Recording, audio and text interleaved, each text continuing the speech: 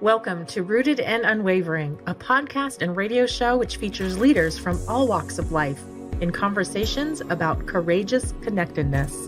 How do we stay connected to our best selves, especially when we are challenged?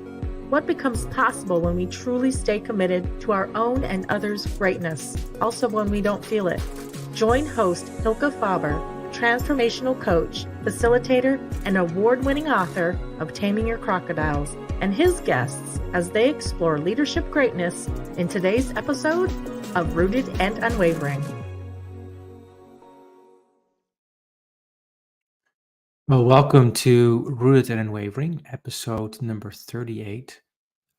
Rooted and Unwavering is where we help connect leaders more deeply to their innate potential.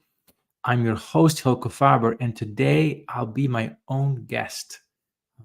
Due to different circumstances, we are having no guest today, and I decided to use this opportunity to go a little deeper with each of you on this topic of connectedness, which is the topic of Rooted and Unwavering, and also the topic of the work that we've been doing for the last few years. And I wanted to use this opportunity to spend an hour together to connect more deeply to what's true about each of us, and also to find a way to bring that into work.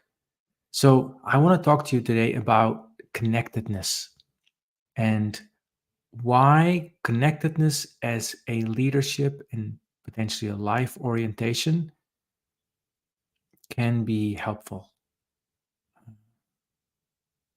So what I've noticed in the years looking at myself on the balcony of myself and working with clients is that there's often this, in the beginning of a coaching conversation or in the beginning of a challenge, this sense of noise, lots of stimuli, lots of things happening, and the mind is running around, and we are not calm, we're not peaceful. Often we're not wise, our perspective is limited. And then invariably, as we take a step back, have you noticed, as we take a step back, we get more clarity, we find more peace, and things that seemed so problematic just a few minutes ago, just when we went a little deeper inside of ourselves, suddenly have lost their dramatic significance. We've freed ourselves from this small-minded emergency trap that our mind seems to construct. So it's actually not only our thinking or having more healthier thinking that helps us to be wiser, or even being able to regulate our emotions better, EQ. But it actually is about going to a place that goes beyond that, beyond our thoughts and feelings, which I like to think about as connectedness or CQ, or something that goes a little deeper than our immediate experience. It is allowing ourselves a space, and we do this in meditation or when we take a walk or something like that. We allow ourselves the space to go a little deeper and to look at what's beyond the surface of the mind. I think about my own experience this week.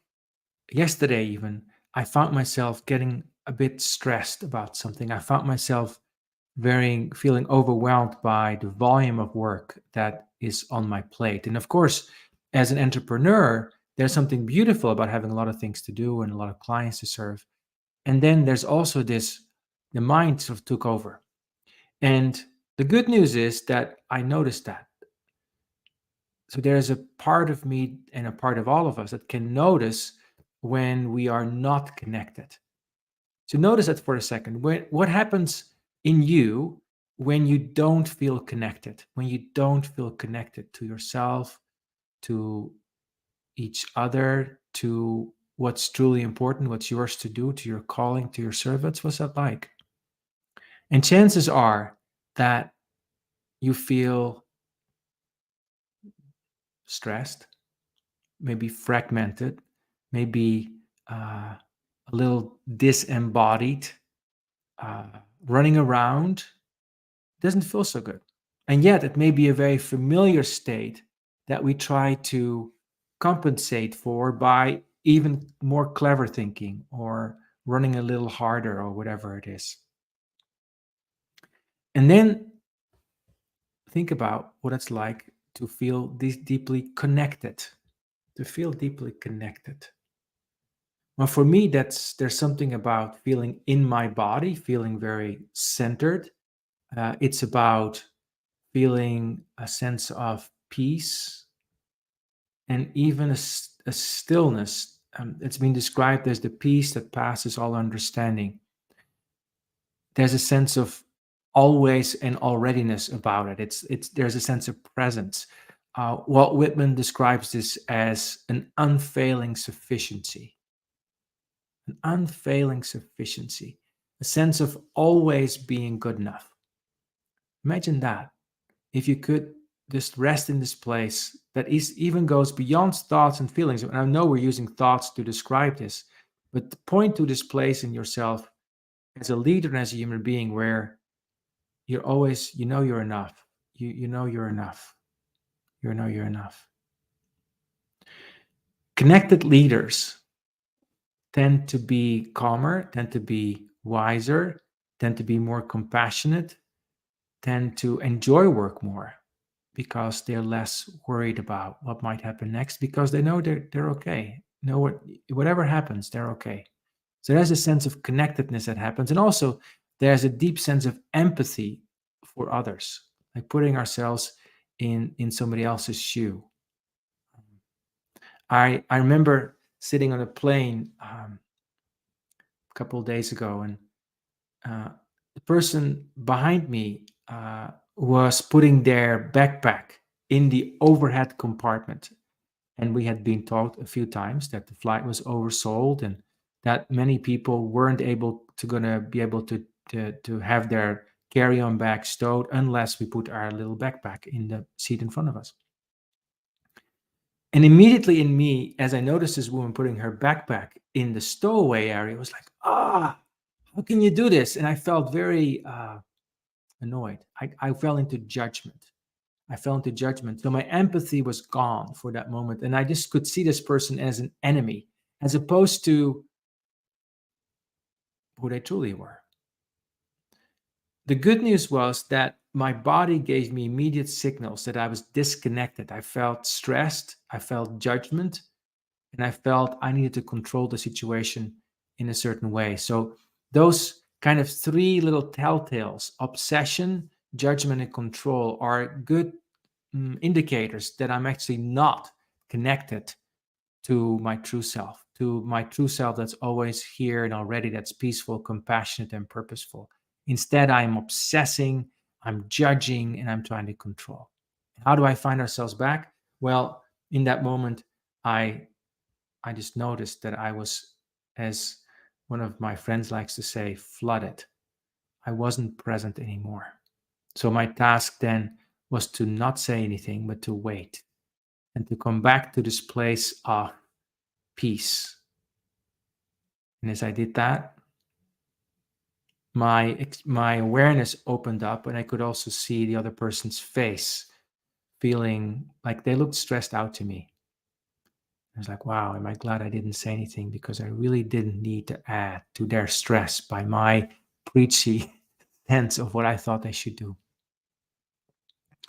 So being disconnected, we tend to be judgmental. We tend to obsess like around in our mind.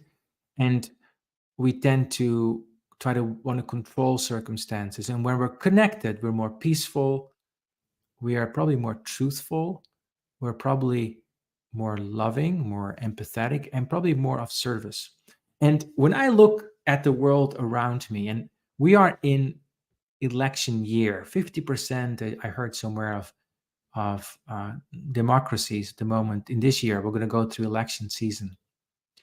And election season has such a power to polarize us, It's like, what am I going to think of the person who puts a sign in the yard that's different from mine, different from my belief?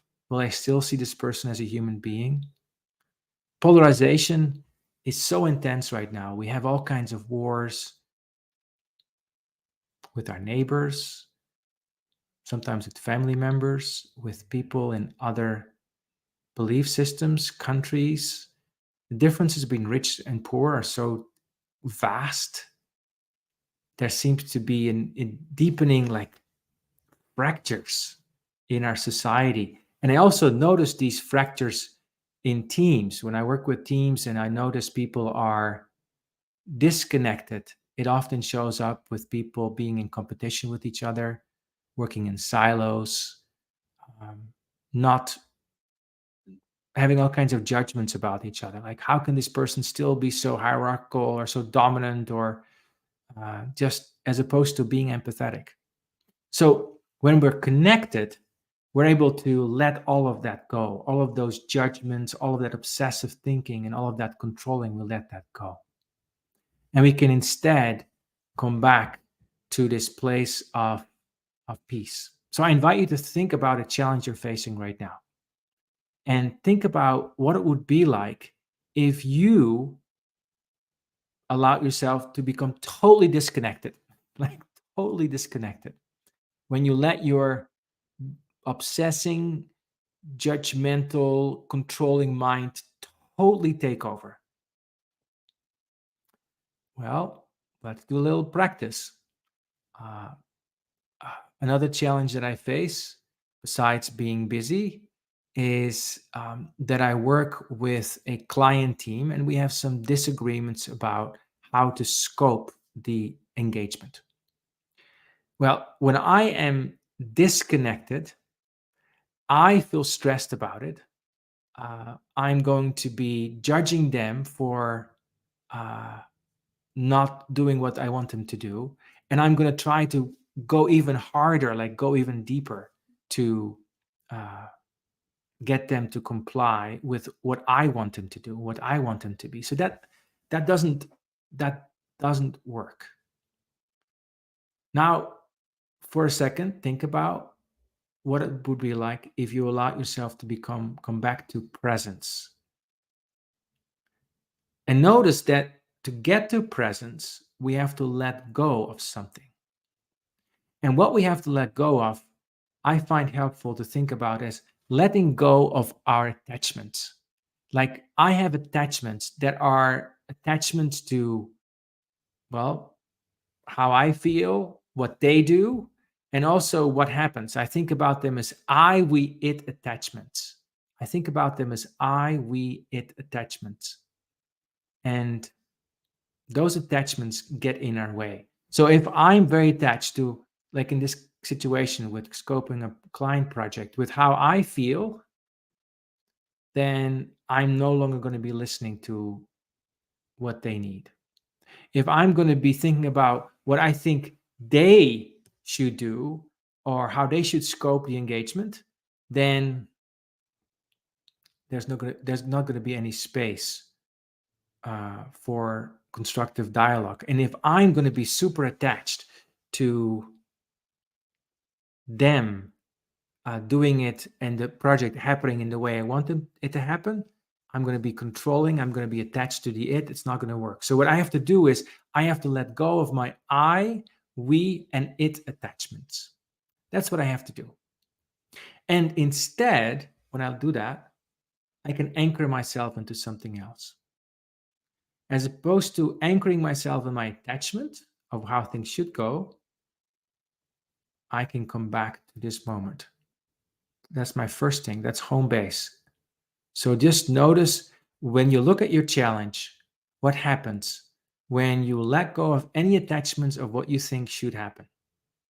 Let go of any shoulds. Like, they should do what I want them to do. They should like me. They should or it should happen the way I want it to happen. Just let go of any attachments. Notice how that then opens a space for us to rest. So we can rest. Is that okay? Is it okay to rest? There's kind of a taboo in our world to rest. So then we can rest. And then when we actually rest, we start to see the challenge with new eyes. We're like, oh, wait, I can be present here. I don't have to be lost in the minutiae of my mind. I find it helpful then to think about 3 pointers that help me to come back and stay connected and actually express this connection in this particular challenge, which is like, I can be truthful, I can be loving, and I can be of service. So think about that for a second. What does it mean to be truthful? What does it mean to be truthful? Well, let's think about what does it mean to be untruthful. Untruthful means that to me that I'm lost in some kind of belief. And one of my core beliefs that I get lost in is that I'm not enough. I am not enough. I am not enough. That's one of the core beliefs that I get lost in, that I am not enough. Do you notice that in yourself? That you're not enough? I spent a lot of years in my life driven by this belief that I'm not enough. Driven by this belief, I've overworked, not taken care of myself, ignored relationships, spent a lot of life energy trying to be special,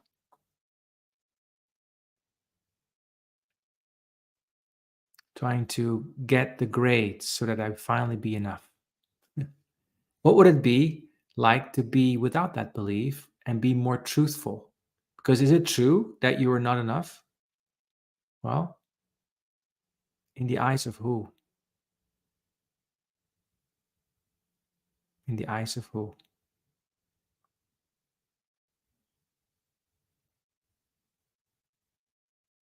Are you not enough? Are you sure? Are you sure that you're not enough?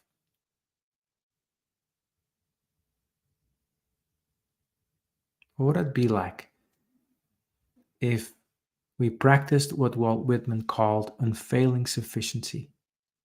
If we practiced the sense that we are enough already, that we are enough already, what would that be like?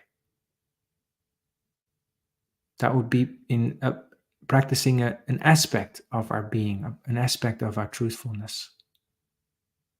And that truthfulness then gives space for looking at what's truly important to us, what's really true for us. So if I think about this situation with this client who wants to scope the engagement a little different from me, I can come back to my truth, which is I have some values that I can focus on, which is I want to be truthful, I want to be loving, and I want to be of service. I really want to be of service. That helps me to be clear. It helps me to be clear. So that's pointer number one, being truthful. Being truthful means we first have to let go of any thoughts we have about ourselves that are not true. And again, the core belief there is often that there's something wrong with us. There's something wrong with us. I'm thinking about a client that I was working with, coachee that I was working with last week, and they were trying to very hard get approval from the people around them. And the more they were trying to do it, the more difficult it was for the people to work with them. And the less they were trying to do that, the more harmonious their collaboration with others became. It's so interesting to become more truthful. And then naturally, the second pointer of connectedness comes into view, which is to become more loving. Well, what does that mean? How does that work at work? How do we become more loving, and why even want to do that? Well, when we look deeply into what we are, we might find that in us there is this, like in our core, it's just what we are. Just look at nature, how nature just takes care of itself. the seasons, the rain, the sun. This planet seems to be taking care of itself, even if we as humans make lots of problems. It does. It does. It's an expression of love, you could say. You can see it that way. If love implies care. So, how can I be caring? Notice what happens when you assert the muscle of being caring. When you assert the muscle of being caring, think about what that means. When you assert the muscle of being caring. In this situation with this client, I become more empathetic. I put myself in their shoes. It becomes fun to put myself into their shoes. And then being of service, the third pointer. When I put myself into service of somebody else, I want to uplift them. I want to help them rise to the challenge. I want to help them to be their best. I hope you find this contemplation helpful on how do we stay connected to ourselves, each other, and our purpose. And the 3 pointers we've been talking about is being truthful, it's about being loving, and it's about being of service.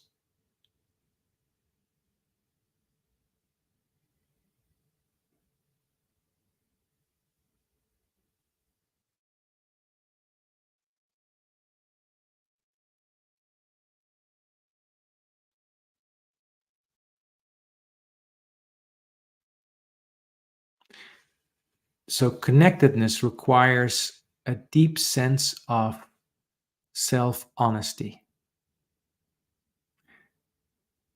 This is something that many of us are not taught. Most of us are not taught. We go to school and we're taught to perform and to fit in. We go to corporations and we're taught to perform and to fit in. We are very seldomly taught to find out what is it like to stand in our own two shoes. And the more we stand in our own two shoes, the stronger we become, the more truthful we become, the more loving we become, the more of service we become. The less we stand in our own two shoes, the more we start to obsess, we start to feel insecure, we start to judge others. It's like that. It's like life becomes really hard. So my invitation to you is to think about, how can I connect to myself a little bit more? I was talking to an executive a while ago, and they had been a top leader in an organization for a long time. And they started meditation a couple of years ago.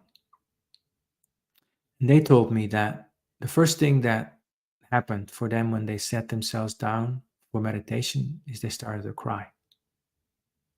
They started to cry because they thought that they realized that what they'd given their energy to was actually not them, and that they didn't know themselves. So connectedness is about helping us to orient ourselves to really getting to know ourselves with everything in it. Like, what would it be like to really get to know yourself with everything in you? What would that be like to be able to be with yourself? That's the core orientation that we're exploring when we're working with leaders and we're thinking with leaders. What I invite you to think about is, how can I connect more deeply to what's true about me, and not let go, not give in to all these attachments that I've been learning over life that keep me from being connected. We might notice that our attachments to things that are not us have built over life. And I want to share with you a little bit about my own history of attachments and what I've learned through them and what happens when you let them go. And then also, I want to talk to you a little bit about how can you bring this connectedness, very practical, into a team setting, because what we've been talking about so far could be seen as quite theoretical or esoteric. And I want you to see the power of it when we apply it into a team setting. But before that, we do that, I want to talk to you a little bit about getting to know all the things that we're not, because when we get to know the things that we're not, we can let them go and the space opens up for what we are. So if I think about my own, what I like to call attachment history, it started off when I was a little boy. And when I was a little boy, I grew up in a place where I thought being safe was very important. That was something I learned very early on when I was like my first few years. And then very quickly, I learned that to be safe, being safe, how could I get safety was actually by getting a sense of approval from the people around me. Because if I did something well, I would get this label of, good, Hylke, you did well. And when I didn't do it well, I would be reprimanded in some way, which didn't feel very good. So I learned the attachment to approval. And then in elementary school, I became quite good at things. And I learned the attachment to um, getting some admiration and praise. And I found that admiration was a really great way to be safe because, hey, when people admire you, there's probably not so much that can happen to you. You're sort of at this on this pedestal. And I kept building my pedestal in my life. I became a French horn player, played music for thousands of people.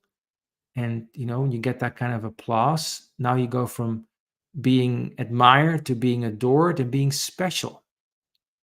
And that became another pedestal for me to stand on. And all the while, I became less and less connected to this presence, to this unfailing sufficiency that we started off this podcast with. So think about your own attachment history. So by the time I was 20, I was firmly embedded in being a special person. And then in my early 20s, I continued that. I actually didn't follow my dream to become a musician because I felt the route to specialness and safety was quicker when I did that through money and business. So I actually went and worked in New York City for many years, became a strategy consultant, and I was super hell bent on praise and being the best and getting admiration. And so being the best became like a label for me that I needed to attach to. And at some point during my early 30s, those attachments became so intense that I couldn't sleep anymore because my whole mind was like focused on that. You could say that's fierce grace. And we often have those kinds of moments in our lives when our external armor of attachments becomes so heavy that it collapses onto itself.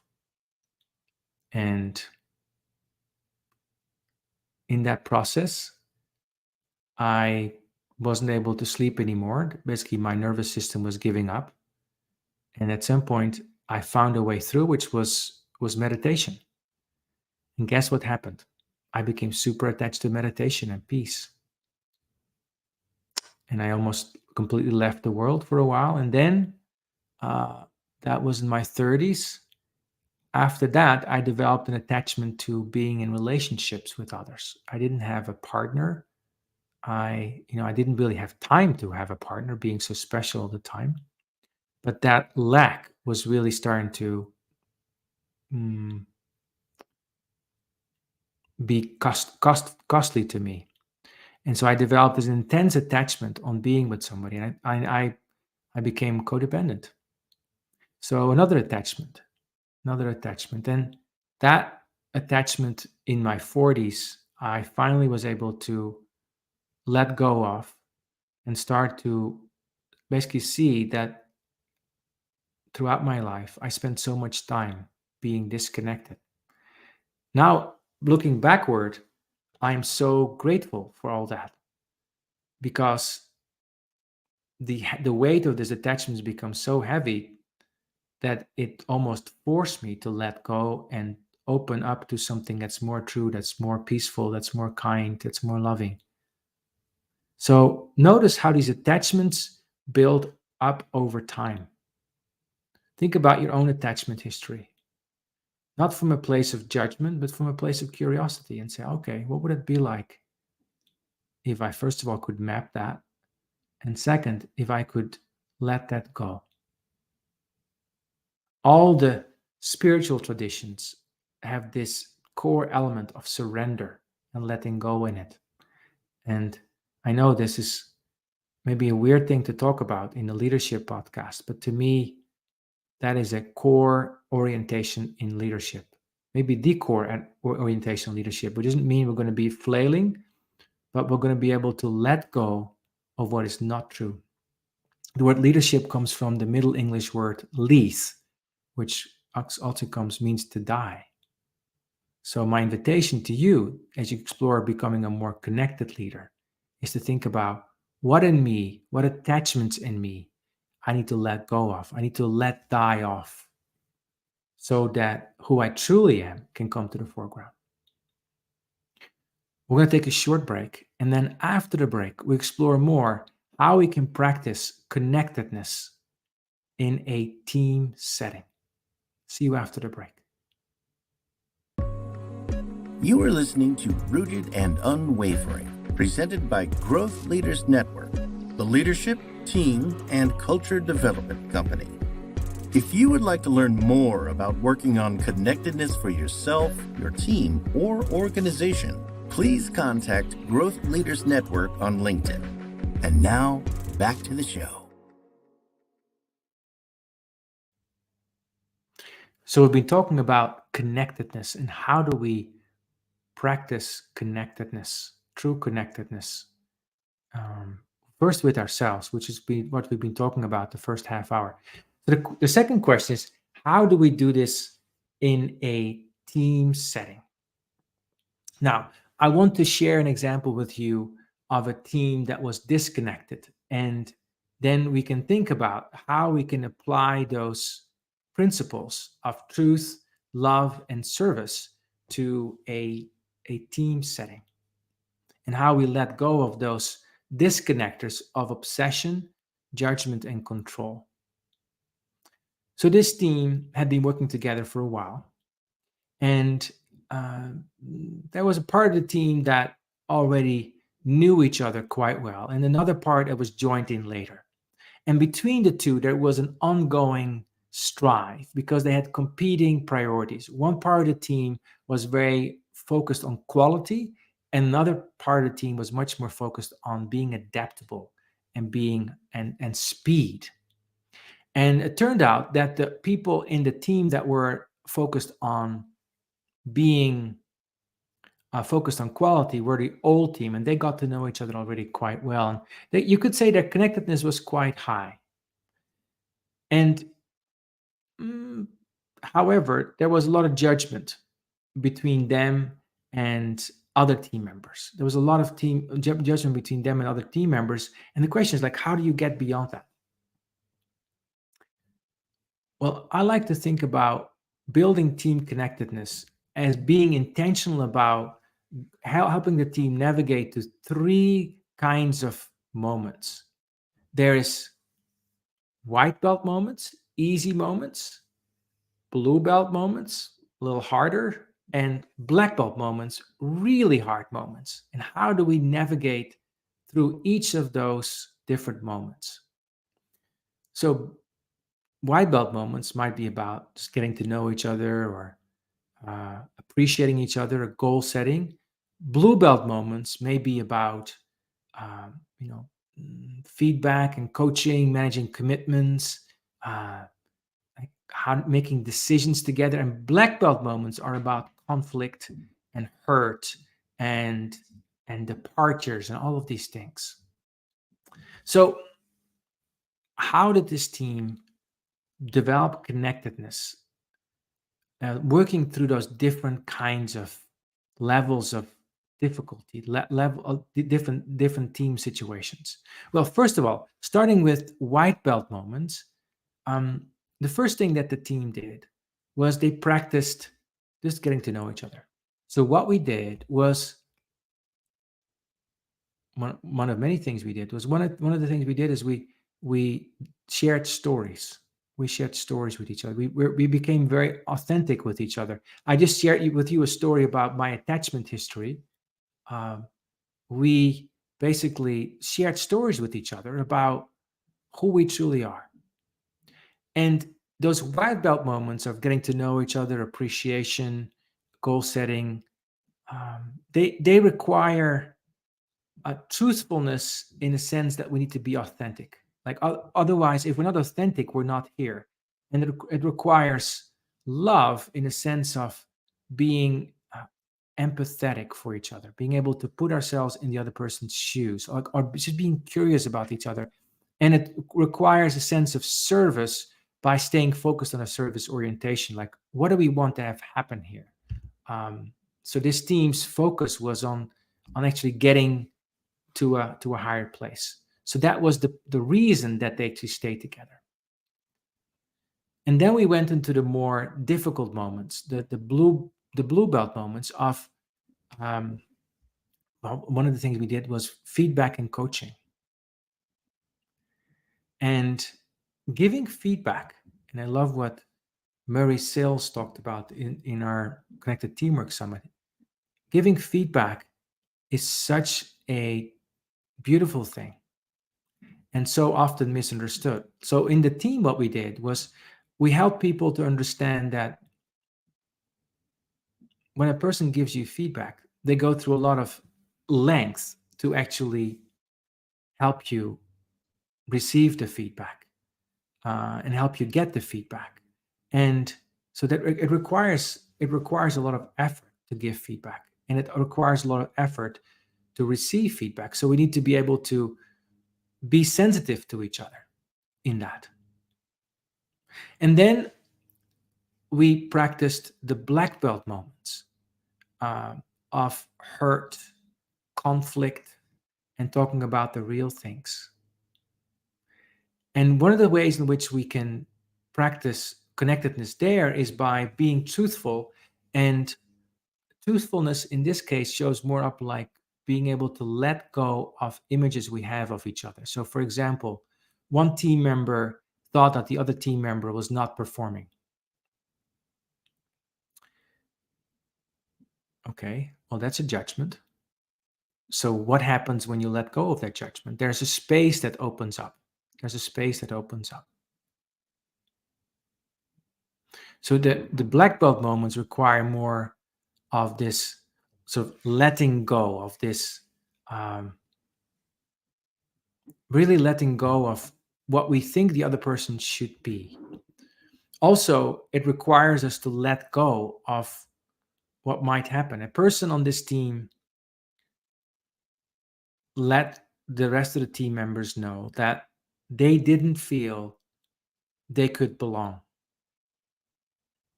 And they had a whole, and they really felt they didn't belong.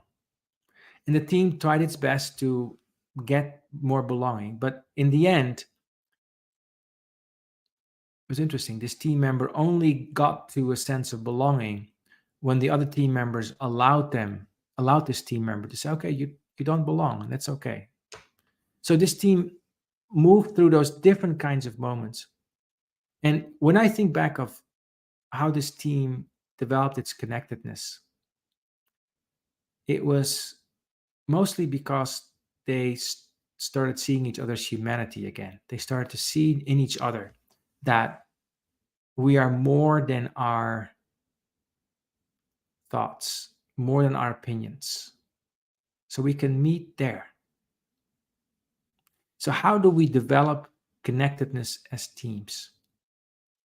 Well, the first thing is to be intentional about it, to say we're going to prioritize connectedness, because if we don't have that, we will have nothing to stand on.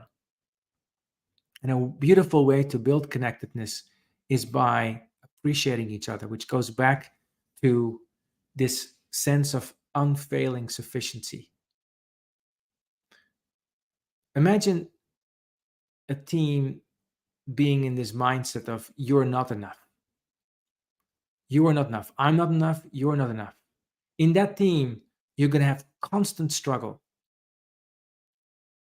As opposed to when you're in team enough, things will be okay. You know that the other person's okay. You know that you're okay. You know that there's really nothing to fear.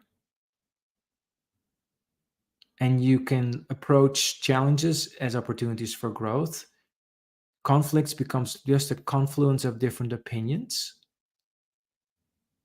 So there's a very different level of relatedness that happens when we are grounded in this sense of enoughness.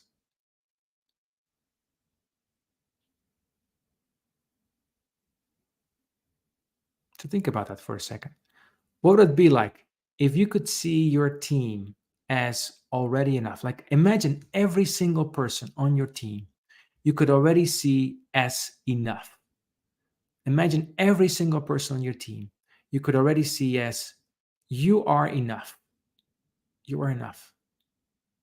What would become possible? I think of a team I'm on. The first thing that it does for me is it reduces fear, because I'm no longer worried about what the other person might think of me or what I think of them. It's you're enough already. You're lovable. I can appreciate you, and that's it. So there's a sense of this is good. We are enough already. There's nothing to worry about.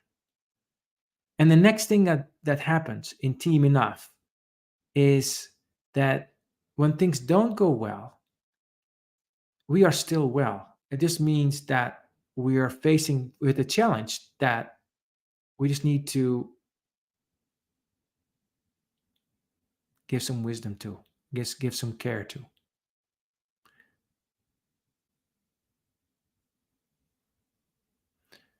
So in a sense, what we're doing with Team Enough, we're helping people to step back from their attachment to their thoughts and feelings to a much deeper place. That's what we do in Team Enough. In Team Not Enough, we keep being busy in judgments and keep rolling around and all this stuff. And that's what we do. So when we're in Team Enough, we know that really there's no problem that needs to be solved so that we can accept each other. We're already accepting each other.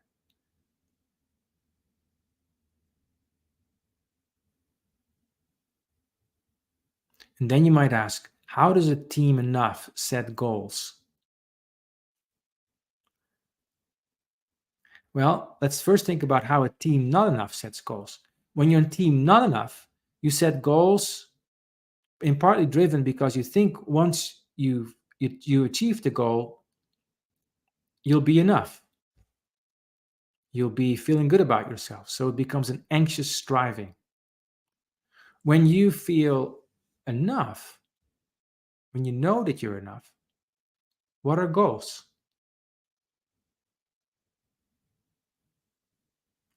You could say goals become invitations to be of service. It's more like, okay, how am I going to be of service as a team? Notice how different the energy is when I'm of service to something versus when I try to put something together for just number one, for just me. So that's a very core orientation that we can have when we are in team enough. We put ourselves in service, and we are not as attached anymore to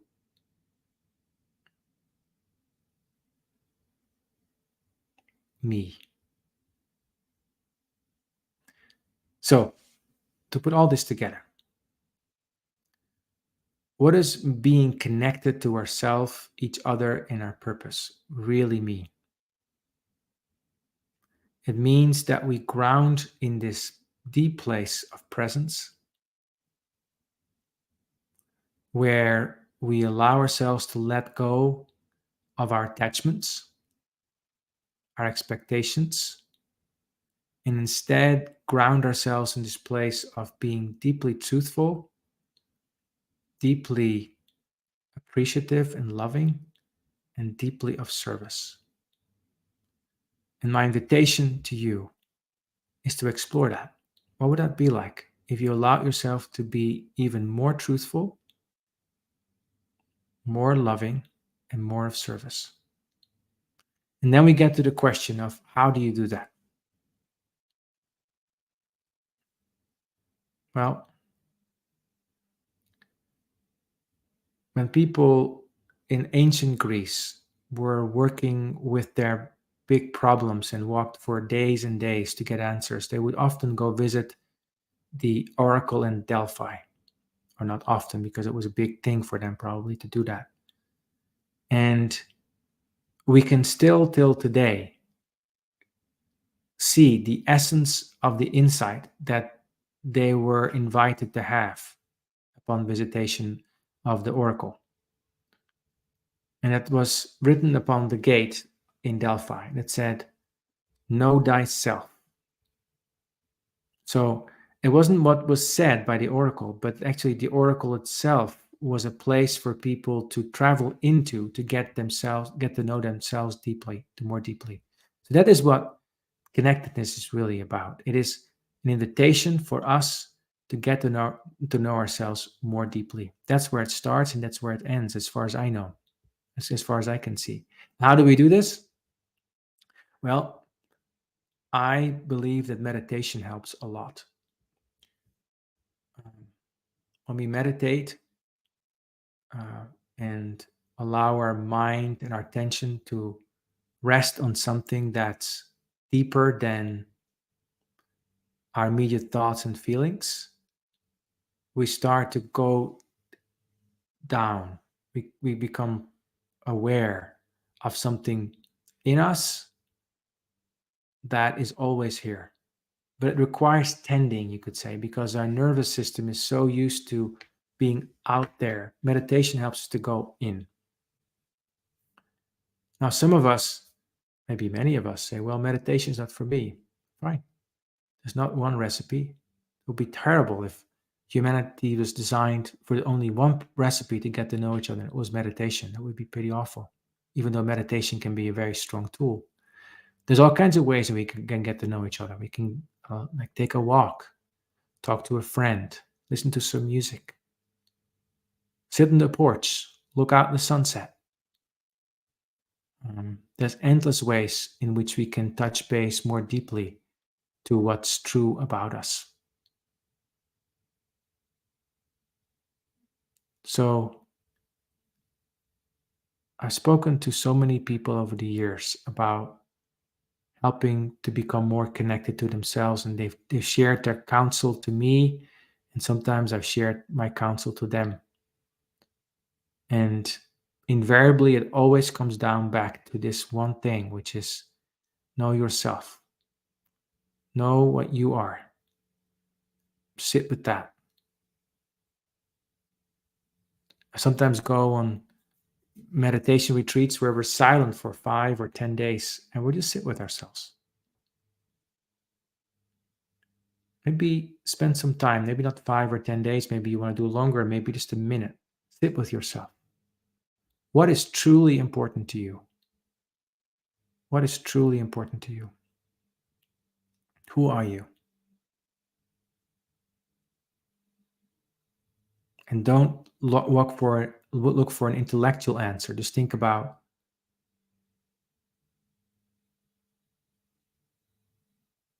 Well, let your awareness just deepen. Let it just deepen. Let it just deepen.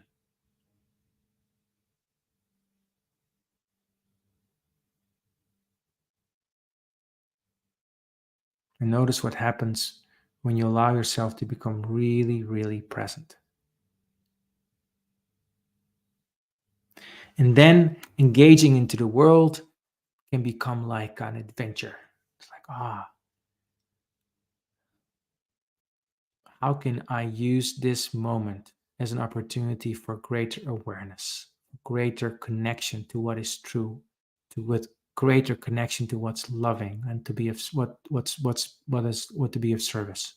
You can use all of that.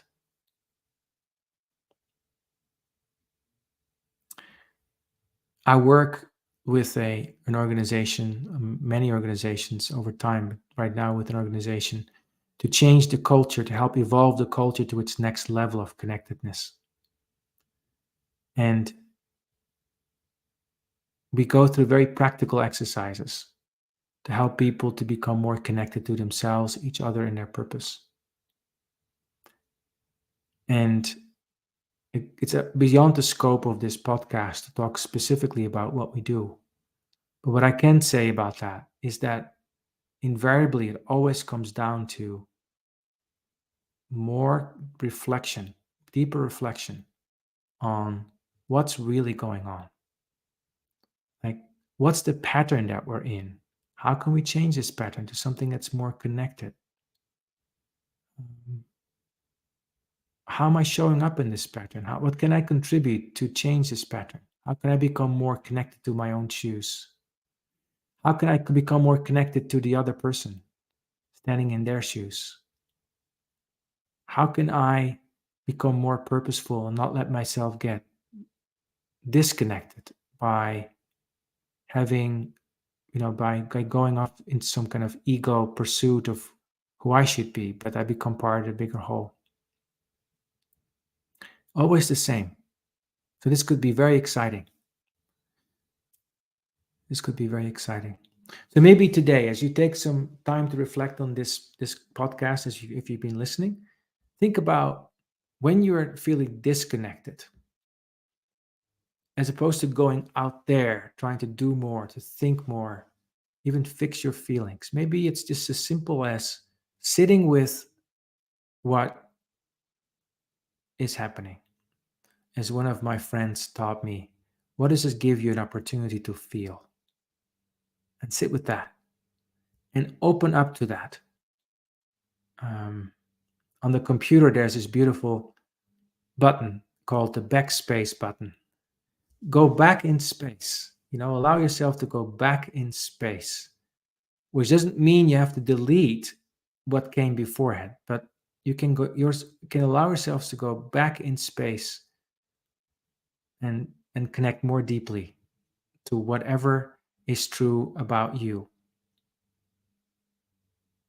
Whatever is true about you. And you might find there's a stillness inside of us.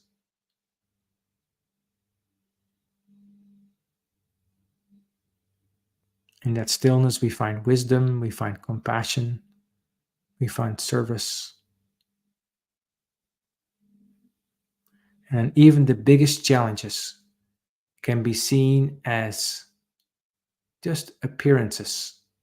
Doesn't mean we're not concerned about them, but we don't get lost in them, because what we are is infinitely bigger than the challenge. This is, we realize that what we see is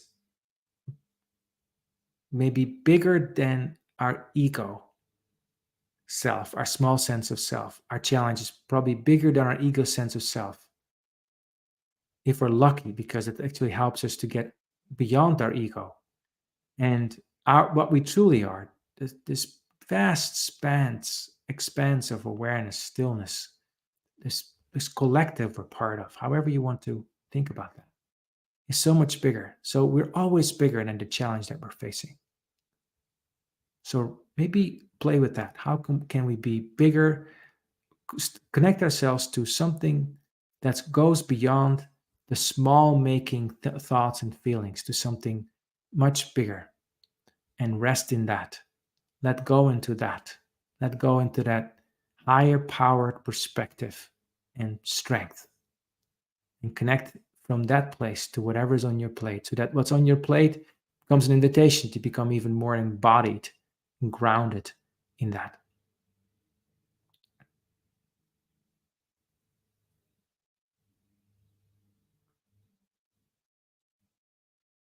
All right. I think I've said enough for today. I hope you will enjoy the exploration of getting more connected to yourself, to your true self. And as you do that, to seeing the true self in the other, and then the service that comes from that. Next week in next podcast, which will be in 2 weeks, we'll be here again with a guest. This time it will be Ashley Reed, who is the CEO of WellList, which is a company dedicated to making healthcare better for people that may find it hard, especially in this country, to connect with it. Talking about another example of somebody who is practicing connectedness, helping to bring more, connect people to more, to what they need, what they really need to get to be healthy.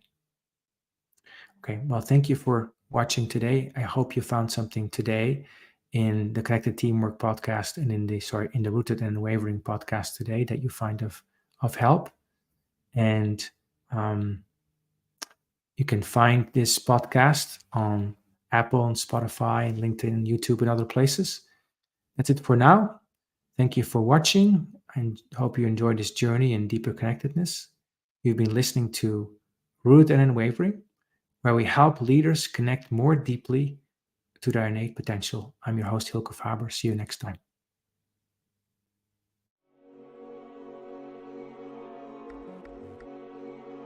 Thank you for joining us in today's episode of Rooted and Unwavering, leadership conversations about courageous connectedness, presented by the leadership development company, Growth Leaders Network. To learn more, subscribe to this podcast, connect with Growth Leaders Network and Hylke Faber on LinkedIn, or read Hylke's award-winning book, Taming Your Crocodiles. Now take a moment and appreciate something that is great about you. Celebrate the gift that you are and enjoy connecting more deeply to your best self today. See you next time on Rooted and Unwavering.